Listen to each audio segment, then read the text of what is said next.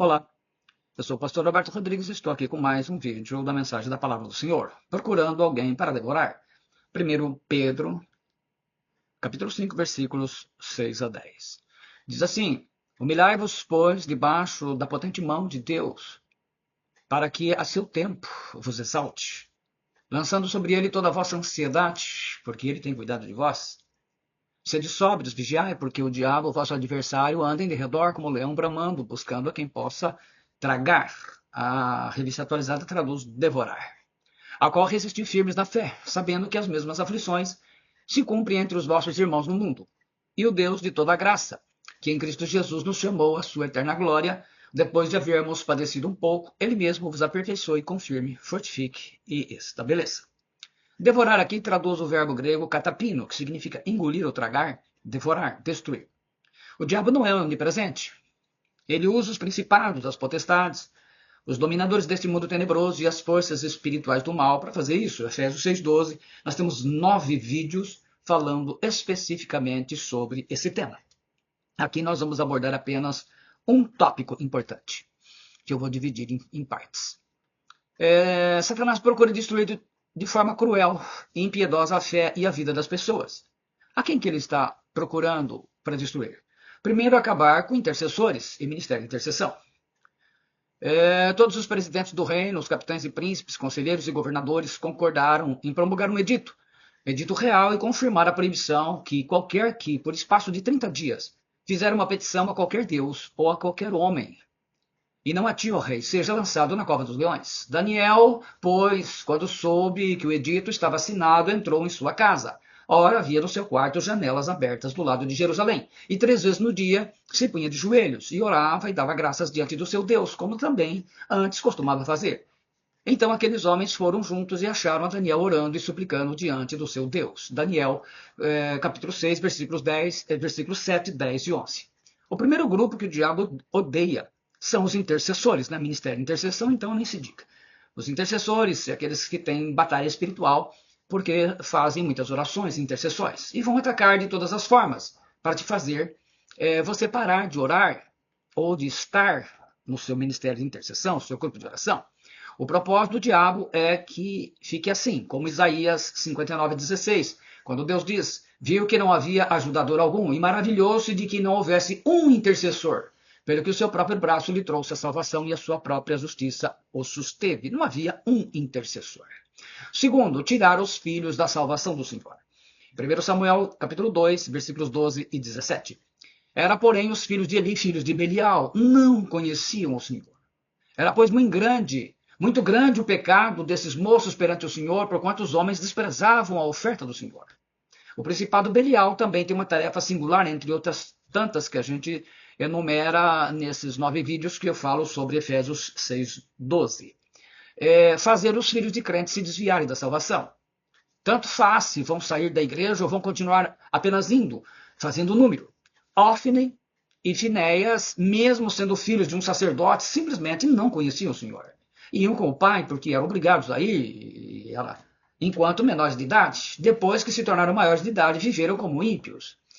No capítulo 2 de 1 Samuel, versículos 22 e 24, nós lemos: Era, porém, Eli já muito velho, e ouvia tudo quanto seus filhos faziam a todo Israel, e de como se deitavam com as mulheres que em bando se ajuntavam à porta da tenda da congregação.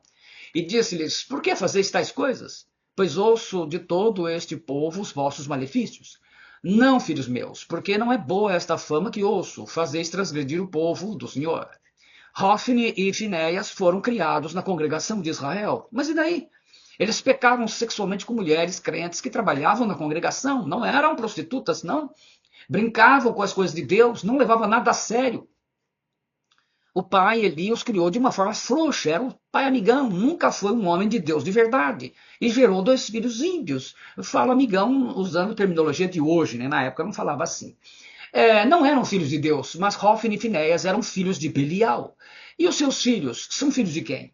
A responsabilidade do pai, a responsabilidade da mãe, mas especialmente o pai, com o filho homem, de colocar nos seus caminhos do Senhor, ver o seu exemplo, o seu modelo. É isso que é importante. O pai tem que ser o exemplo, o sacerdote do lar, aquele exemplo de oração e disciplina. Ele tem que ser o exemplo moral para a família. E o diabo tem conseguido mexer no esteio da família, fazer os casais inverterem os papéis. Tanto que, eu tenho dito isso, nós temos aí um, um treinamento para casais agora em junho, dia 19, com a graça do Senhor, em que a gente vai falar muito sobre isso. De cada 10 divórcios, 7 são pedidos por mulheres. As mulheres simplesmente não estão suportando mais a forma com que os homens de hoje vivem.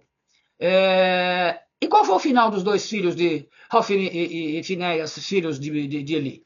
Eles pelejaram, então pelejaram os filisteus e Israel foi ferido, fugindo cada um para sua tenda. E foi tão grande o estrago que caíram de Israel 30.000 homens de pé. E foi tomada a arca de Deus e os dois filhos de Eli, Hofni e Finéias, morreram.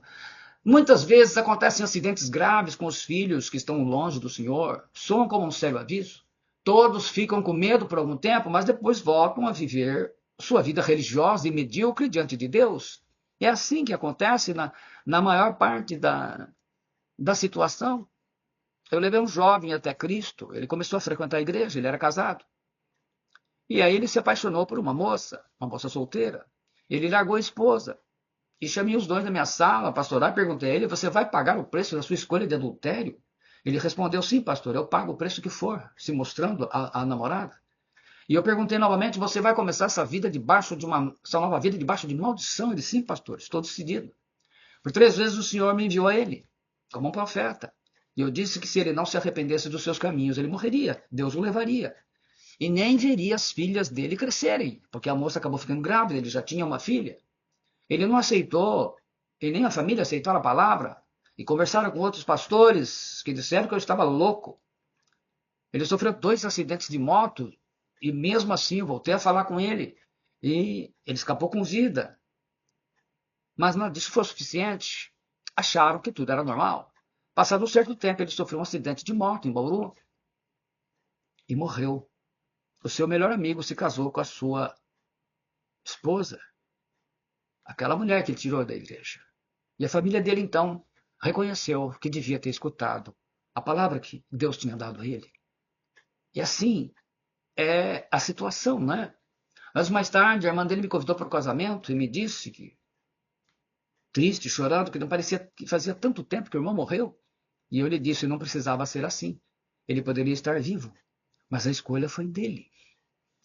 Também um casal muito querido, já hoje já falecidos, que nos ajudou muito no começo do ministério. Eles tinham um filho que também era um filho de Belial, viveu na igreja por um certo tempo, mas não conheceu o Senhor. Amigos do mundo, bebendo, namorando, moças do mundo, enfim, passando por várias situações e fora do Senhor. E um certo dia na Rondon, ele teve um acidente grave e veio a falecer. E todos perguntavam como que podia ser assim, ele era tão jovem. O pai ficou fora de controle, queria até matar o cara que causou o acidente, mas foi dissuadido a isso.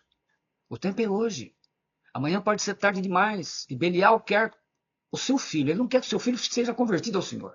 Essa é a missão dele. Infelizmente, a igreja não tem ajudado muito, porque não tem. Eu creio que Deus, o Espírito Santo, vai levar toda a igreja a um dia entender que Jesus mandou fazer discípulos, não fazer shows e espetáculos.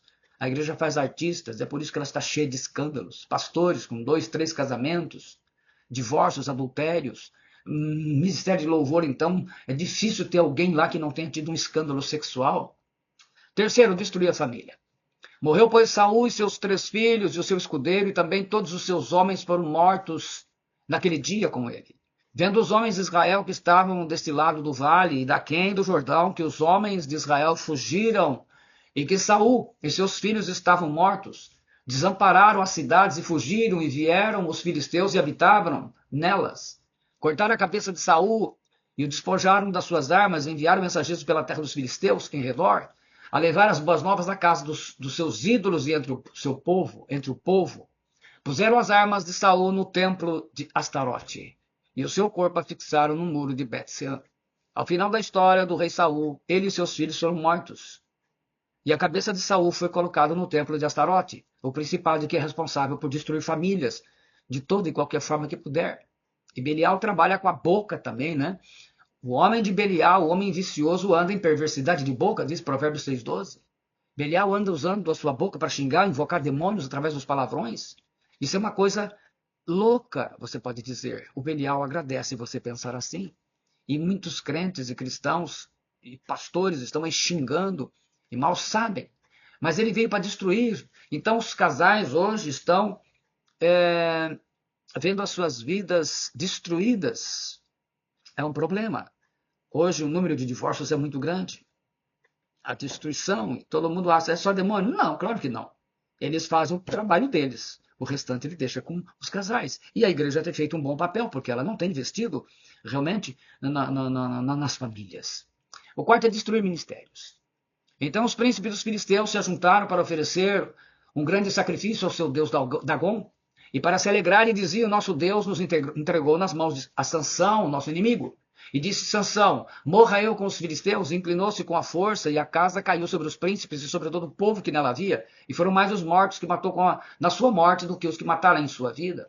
Usando uma mulher muito linda e sedutora chamada Dalila, Dagon, um nome antigo do principado do Belzebu, destruiu o ministério de Sansão, um homem chamado por Deus e ungido por Deus, e ninguém foi tão usado pelo Espírito Santo como ele. Mas ele brincou demais com o pecado, e o salário continua sendo a morte, infelizmente.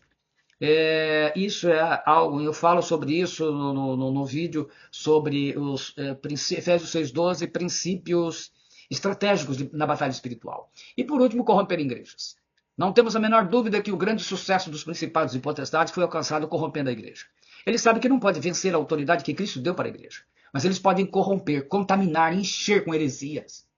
Tenho, porém, contra ti o tolerares essa mulher Jezabel, que assim mesma se declara profetiza. Não somente ensine, mas ainda seduz os meus servos a praticarem a prostituição e a comerem coisas sacrificadas aos ídolos. Dê-lhe tempo para que se arrependesse, ela todavia não quer arrepender-se da sua prostituição. Eis que a prosto de cama, bem como em grande tribulação os que com ela adulteram, caso não se arrependam das obras que ela incita. Matarei a seus filhos, e todas as igrejas conhecerão que eu sou aquele que sonda mentes e corações, e vos darei a cada um segundo as suas obras. Digo, todavia, a vós outros, os demais de Tiatira, a tantos quantos não têm essa doutrina, e que não conheceram, como eles dizem, as coisas profundas de Satanás. Outra carga não jogarei sobre vós. Apocalipse capítulo 2, versículos do 20 ao 24. Jezabel é comandada, em geral, é um demônio, né? Aqui é um nome que ele se utiliza da rainha lá, mas ela, o nome da mulher não era esse, né? Em geral, ele é comandado por Baal. A gente vê isso em 1 Reis, capítulo 18, versículo 4, 19, 1 ao 2. E induz a igreja aos pecados sexuais e seus membros, à idolatria e às coisas do mundo, e a uma vida religiosa, com a congregação. É comportado, né? Mas lá fora no mundo é um ímpio normal. Em Tiatira, com essa mulher, com o espírito de Jezabel, duas coisas foram bem introduzidas.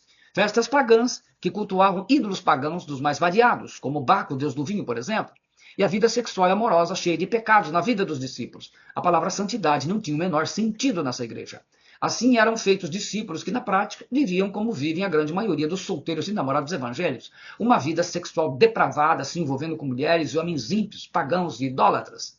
Infelizmente, para isso atentamos. Não havendo profecia, o povo perece, porém o que guarda a lei, esse é bem-aventurado. Provérbios 28, 19, na corrigida fiel. A revista atualizada traduz: não havendo profecia, o povo se corrompe, mas o que guarda a lei, esse é feliz. A palavra aqui é causone, visão profética, pode ser traduzido como visão profética, é uma revelação, uma comunicação de Deus dada por um profeta ou por um ministério de intercessão. Literalmente, o texto hebraico pode ser traduzido: não havendo visão profética, o povo perece, né? Se descontrola, mas quem guarda a Torá, esse é feliz. A ausência de revelação divina leva à desordem social e espiritual. Sem a visão profética, o povo perde o rumo e começa a introduzir em suas vidas o que vem do paganismo, enquanto a fidelidade à instrução da palavra de Deus traz felicidade e bem-estar. Você é quem faz a sua escolha. No domingo passado, nós vimos um caso muito interessante de uma irmã que vinha orando a Deus e perguntando se ele estava com ela, com todo o sofrimento que vem passando. Aí quando o ministério de intercessão veio orar, a gente não sabia disso, né? Ela ora de madrugada. E quando nós oramos, Deus respondeu a ela sim, que ele estava com ela. E se ele não estivesse com ela, ela não teria suportado tanto o sofrimento. E ela caiu em lágrimas de ver a palavra. Uma coisa que ela orou de madrugada com Deus. Deus usou o ministério de intercessão. Nós temos um culto um pouco diferente do que você está acostumado. E tem um momento que nós oramos com a congregação e temos um ministério de intercessão que está sendo levantado na visão profética, justamente para ser instrumento de Deus, como a igreja primitiva tinha os ministérios. Isso é um exemplo de voz profética. E por que eu estou dando testemunho? Apocalipse 19:10. E eu lancei-me a seus pés para o adorar, mas ele disse-me, olha, não faças tal, sou teu conservo e de teus irmãos, que têm o testemunho de Jesus. Adora a Deus, porque o testemunho de Jesus é o espírito de profecia. Quando nós damos testemunhos de Jesus, isto é, das curas e libertações que recebemos de Jesus, assim como das palavras que Jesus nos dá através da voz profética, que o Espírito Santo usa na igreja, no nosso caso como ministério de intercessão, ativamos o espírito de profecia para que mais milagres aconteçam na congregação, nas reuniões do ministério de intercessão, nos cultos, no discipulado, na ceia do Senhor. E é isso aí. Então nós sabemos que Deus está falando com sua igreja e eu creio que Deus tem um propósito em todas as vidas. Então entenda que a obra do diabo é destruir famílias, porque destruindo a família, a igreja fica fraca e a sociedade também. Então, cuida da tua família, procura estar aprendendo, procura ser um discípulo do Senhor. Eu sou o pastor Alberto Rodrigues e que espero ter abençoado a sua vida com esta mensagem e alerto para você salvar e proteger a tua família. Deus te abençoe. Se você gostou, deixe aí o seu gostei, o comentário de edificação. Para a glória do Pai, do Filho e do Espírito Santo. Amém.